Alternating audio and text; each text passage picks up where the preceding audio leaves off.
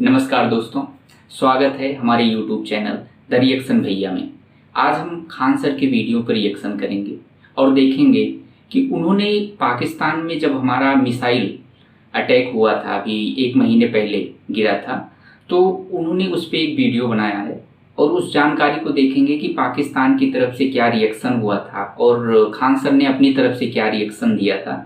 और उस वीडियो को देखेंगे और जानकारी लेंगे कि क्या सही है क्या गलत है। तो चलिए शुरू करते हैं और वीडियो को देखते हैं।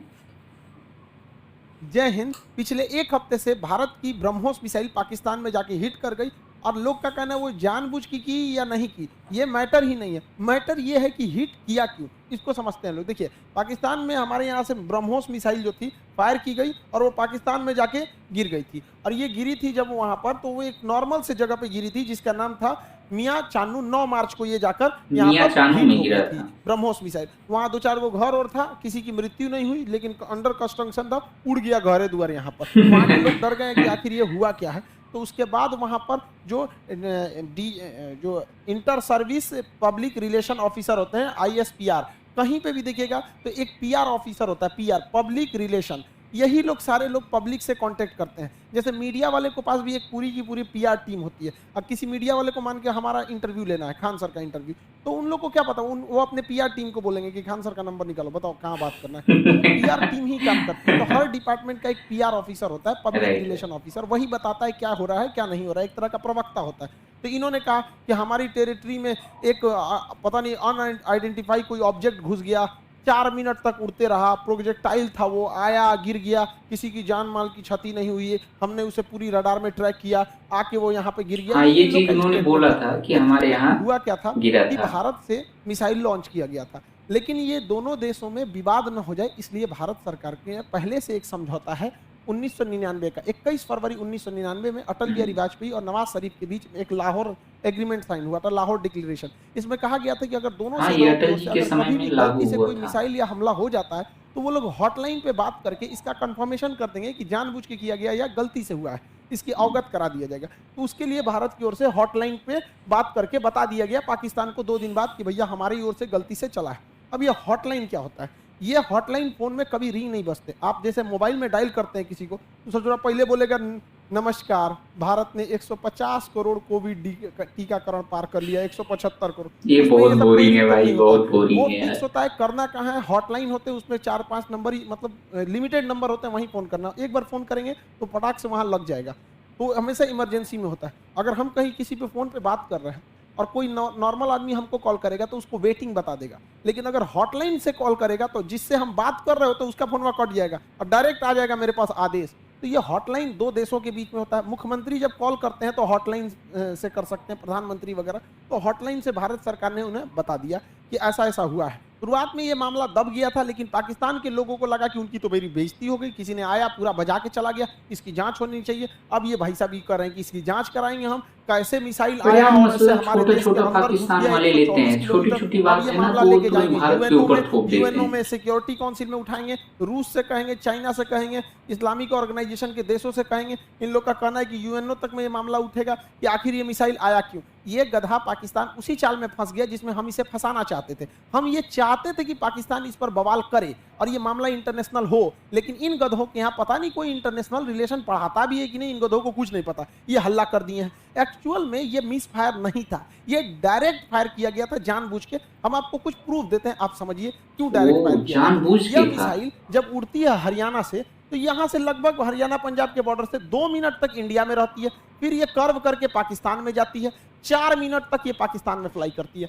अब ये बताइए, जो मिसाइल ऑपरेटर इसे 4 मिनट तक फ्लाई कर रहा है, तो भारत में जो मिसाइल ऑपरेटर, उसे भी पता है कि वो इंडिया का बॉर्डर छोड़ दिया और पाकिस्तान में जा चुका है। तो पहला बात कि जब वो 4 मिनट तक दुश्मन की टेरिटरी में घुसा कैसे, ये इंडिया वाले को तो पहले से पता था। एक और गलती क्या थी, सेल्फ डिस्ट्रॉइंग सिस्टम होता है। जब कभी भी मिसाइल अपने रास्ते से भटकता है तो उसे मिसाइल के अंदर ऑटोमेटिक डेटोनेटर लगा होता है जो मिसाइल को रास्ते में ही ब्लास्ट कर देता है, जिससे कोई नुकसान नहीं होता है। तो किसी भी मिसाइल को मारने से पहले उस मिसाइल का एक ऑपरेटर रूम होता है, उस ऑपरेटर रूम से उस मिसाइल को फायर किया जाता है।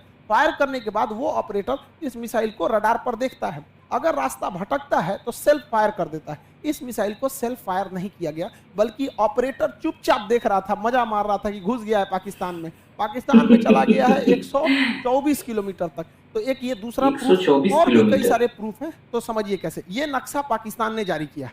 पाकिस्तान, हमने ये जारी किया पाकिस्तान ने। इसमें जो तीर का निशान है ये दिखा रहा है मिसाइल किस तरह आया और कैसे ये यहाँ से जाकर यहाँ मियाँ चन्नू पे जाके गिर गया। यहाँ पर देखिए कैसे मिसाइल ने सबसे पहले अपने से अगर मिस फायर होगा तो सीधे जाएगा, अपने से मिस फायर होगा तो सीधे।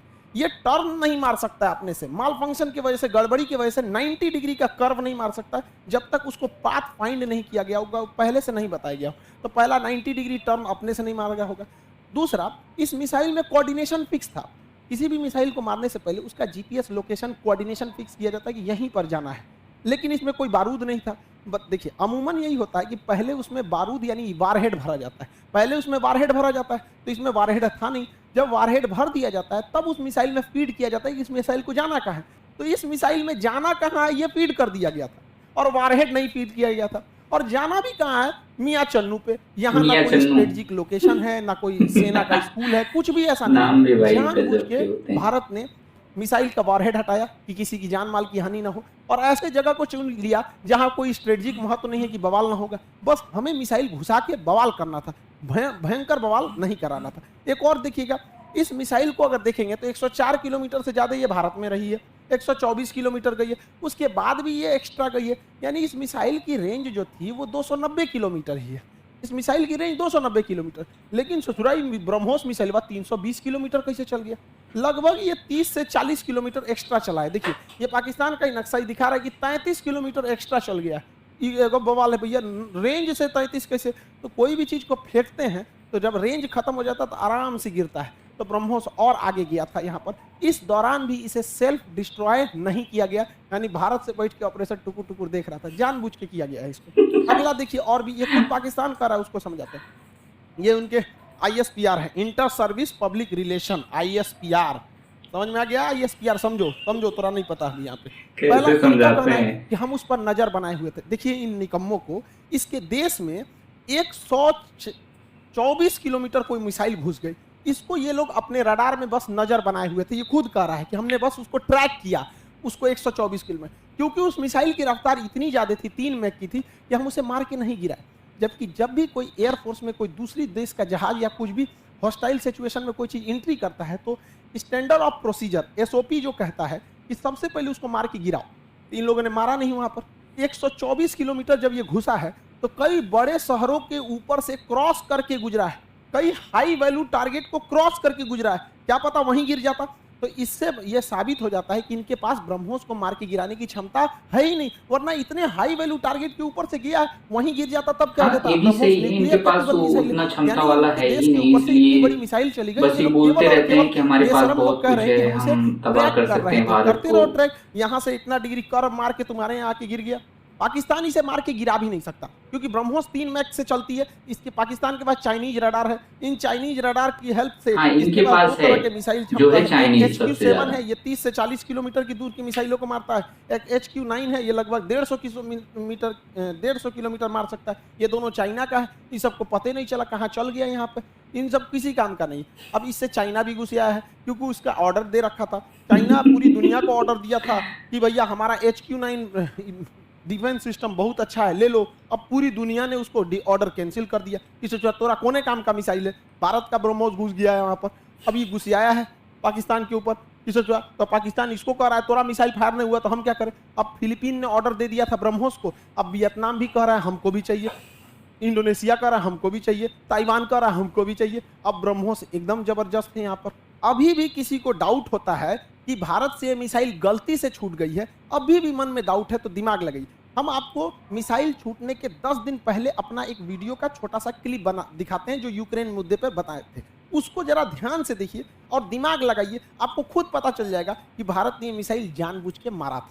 इस दुविधा में हम लोग हैं कि अमेरिका का साथ दे कि रूस का साथ दे। इसके लिए सबसे अच्छा रास्ता क्या होता है समझिए। मान के चलिए हमारे 2 बहुत करीबी आदमी हैं, उन दोनों का ब्याह पड़ गया, तू कह रहा है कि हमारे ब्याह में आना, तू कह रहा है हमारे ब्याह में जाएगा, तो भैया हम एक में जाएंगे तो दूसरा से संबंध खराब हो जाएगा। एक काम करते हैं, कोई दिन हम अपना ब्याह कर लेते हैं, बातें खत्म हो जाएगा, भैया हम अपने बियाह में बिजी थे। इसी वजह से सबसे अच्छा तरीका है ना हम रूस के फेवर में जाएंगे और ना ही हम अमेरिका के फेवर में जाएंगे। ये भी सबसे सही अच्छा बता तरीका रहे है हैं, बहुत मोदी अच्छी जी बात को बता रहे हैं। अपनी सेना को बोलिए कि गलवान घाटी में 2 किलोमीटर आगे घुस जाए। गलवान घाटी में जैसे 2 किलोमीटर आगे घुसेगी, लड़ाई तो करना नहीं है, उलझा के रखना है। 2 किलोमीटर जहां आगे घुसेगी उधर से चाइना वाले घुस जाएंगे, फिर वैसे ही स्टैंड ऑफ हो जाएगा। 2-3 महीना चलेगा, अमेरिका कहेगा हे बोलना रे रूस को, हम कुछ करे, हम तो खुदे लड़ रहे हैं चाइना से यहाँ पे। हम ये दोनों साइड के साथ रहेगा। आपको क्या लगता है भारत को इधर उलझा देना चाहिए कि नहीं डालना चाहिए? वरना आप मना करेंगे तो कोई ना कोई देश इस तरह से आपको कहेगा कि भैया हमारा साथ दो। उससे अच्छा हम खुद उलझे हुए हैं, बातें खत्म। अब समझ में आ गया, हम लोगों को इस इंटरनेशनल कचड़ा में नहीं पड़ना था कि रूस का साथ दे, कि यूक्रेन का दे, कि नाटो का, कि अमेरिका का। इसलिए हम खुद बोले थे कि भारत को कहीं ना कहीं हमला कर देना चाहिए, ताकि हम लोग खुद ही इंटरनेशनल प्रेशर से बच जाएं। आज पूरी दुनिया नहीं करिए कि आप हमें जेलेंस्की का साथ दीजिए, नाटो क्या का साथ दीजिए, कुछ मास्टर नहीं है कर यार, रहे। भारत अब के हम लोग यूक्रेन प्रधानमंत्री का से हट माइंड गए क्या है क्योंकि भाई, पाकिस्तानी से सच में। इंटरनेशनलाइजेशन कर रहे हैं और हम लोग बच गए यहाँ पे। मोदी जी हाँ, कभी इसमें एस जयशंकर और अजीत डोभाल जी को भी दिखाया गया है बहुत कभी फोटो कभी में। बहुत बवाल के बाद तीन मानते लोग हैं। मीटिंग अभी के देखिए दौरान। पिछली बार रेलवे में पूरा बवाल हुआ, तब जाके उन्होंने अपना नोटिफिकेशन जारी किया है। उसमें भी 2-4% इधर उधर करिए दिए हैं वहां पर भी, ये भी सही है। रेलवे वाले में। और एयरफोर्स की वैकेंसी अभी रिजल्ट अभी तक रोक के रखे हैं। भैया ये एयरफोर्स वाले हैं, इन लोग को पढ़ा हम लोग बैठे हुए हैं, भेजिए, उड़ाए सब जहाज, मारे सब यहाँ पर।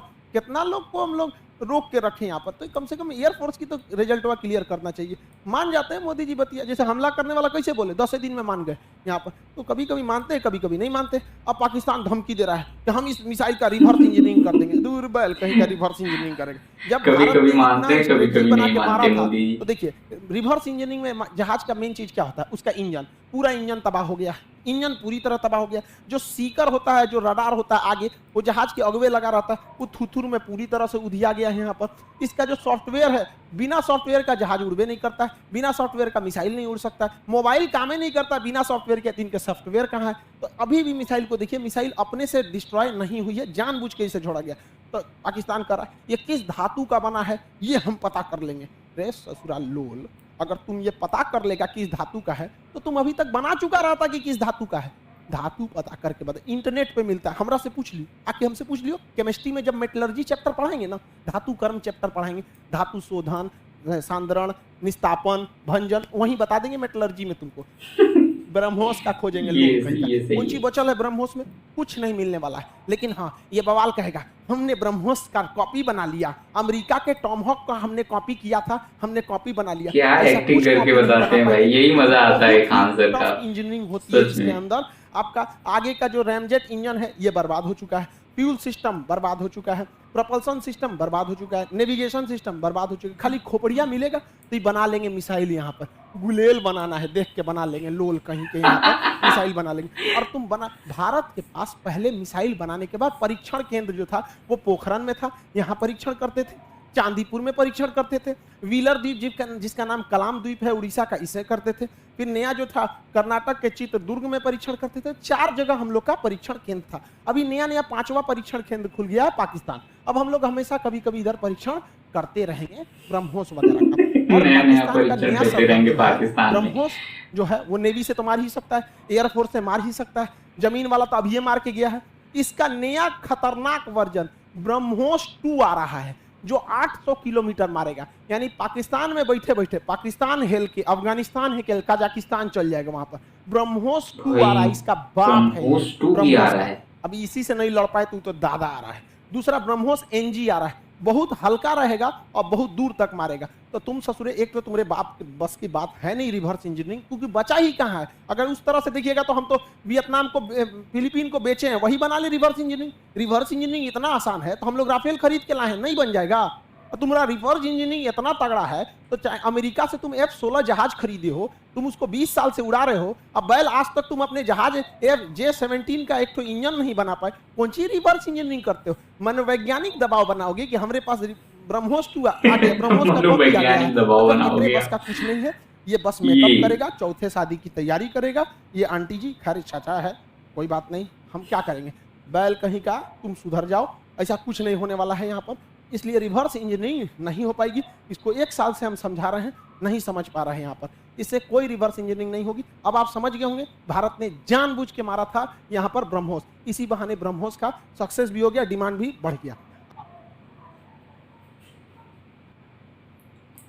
तो दोस्तों, खान सर ने कितना अच्छे से समझा दिया कि पाकिस्तान वाले जो कहते हैं कि हमारे यहाँ इतनी बड़ी बड़ी मिसाइलें हैं और एक बार में हम चाहे पूरे भारत को ख़त्म कर सकते हैं, आसाम तक, कश्मीर से लेकर कन्याकुमारी तक ख़त्म कर सकते हैं।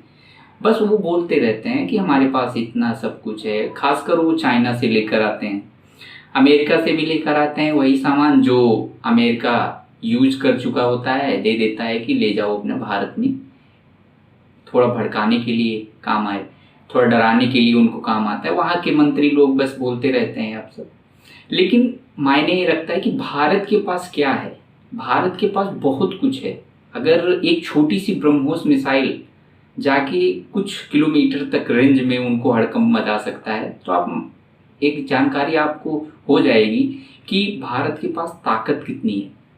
भारत के पास बहुत ताकत है, बस उनको बोलना है, वो तो बोलते रहते हैं। लेकिन खान सर ने जिस तरह से जानकारी दी और उन पे वीडियो बना के लोगों को बताया कि ऐसा हुआ था, तो ये तो बहुत ही अच्छी बात है और उसके लिए धन्यवाद। और खासकर दोस्तों, आप सबको ये वीडियो पसंद आया हो और खान सर का वीडियो पसंद आया हो तो इसके लिए आप हमारे YouTube चैनल को सब्सक्राइब कर लीजिएगा और बेल आइकन को भी दबा दीजिएगा। और मिलते हैं नेक्स्ट वीडियो में, तब तक के लिए धन्यवाद। जय हिंद, जय भारत।